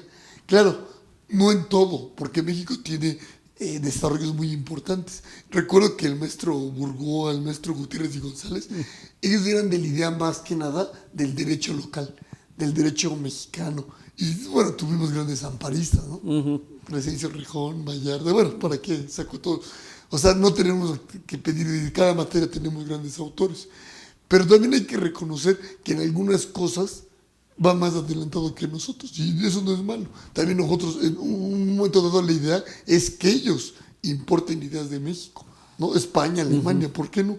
Eso hay que quitarse el miedo, así como en el fútbol, ¿no? Pero bueno, mejor ahorita no digo del fútbol. Pero bueno, hay que quitarse el miedo, y realmente ese es mi consejo, que en materia de defraudación fiscal, siento que Alemania, España, sí tiene un poco mayores avances que México. Entonces, hay que abrevar, y lo demás hay que desarrollarlo nosotros, ¿no? Y ya volviendo a la pregunta muy concreta de qué le recomendaría, pues sí, va a parecer muy obvio, pero creo que es lo más conveniente. Sí estar al corriente del pago de nuestros impuestos, porque va a decir, entonces, ¿qué caso tiene, no? No, pues que realmente actualmente no es como un homicidio, de que yo puedo meter peritajes en mecánica de hechos, si no hay testigos, si metieron una prueba ilícita. En materia de delitos fiscales, contrabando, defraudación fiscal, muchas pruebas son documentales. Entonces es mucho más difícil la defensa.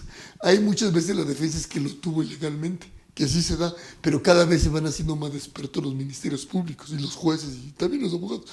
Y entonces ya no van obteniendo pruebas ilícitas, ¿no? Que eso también es un tema que lo podemos ver súper importante, ¿no?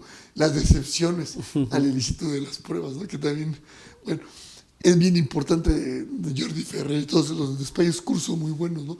Para entender esos temas.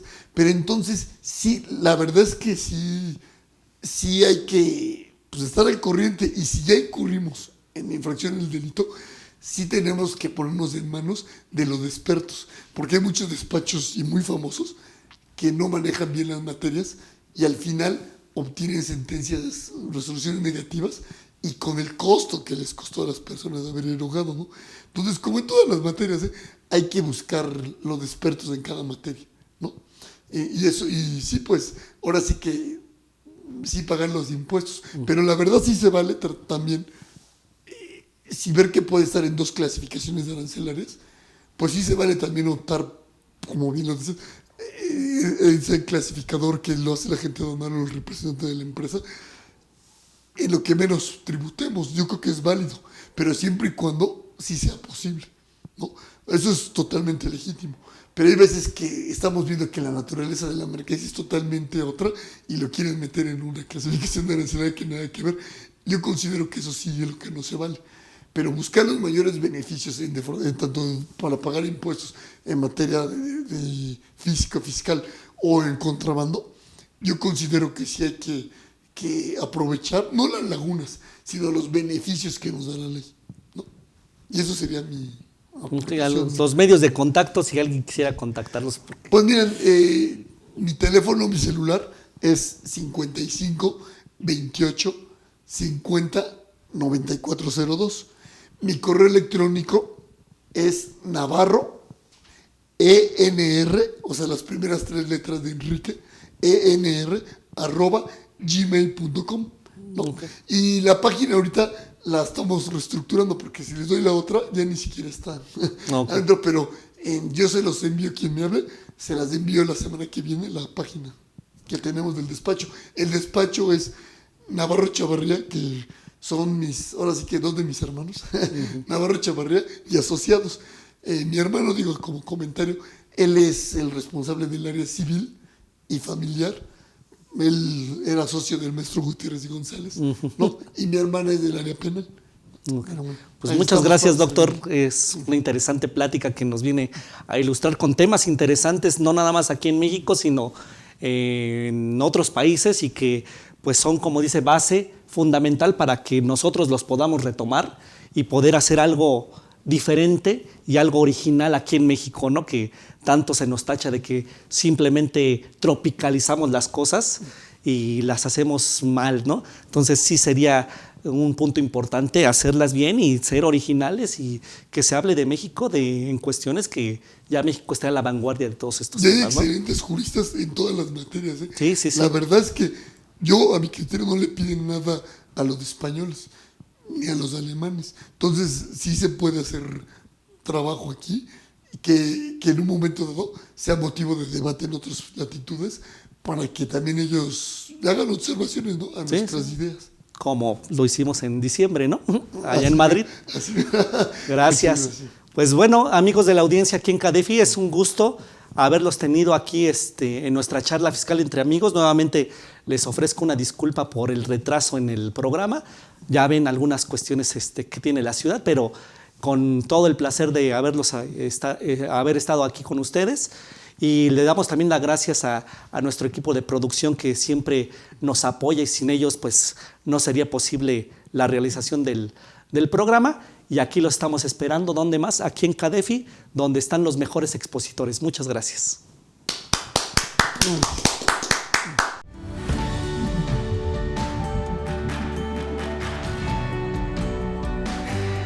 CADEFI agradece su preferencia. Hasta pronto.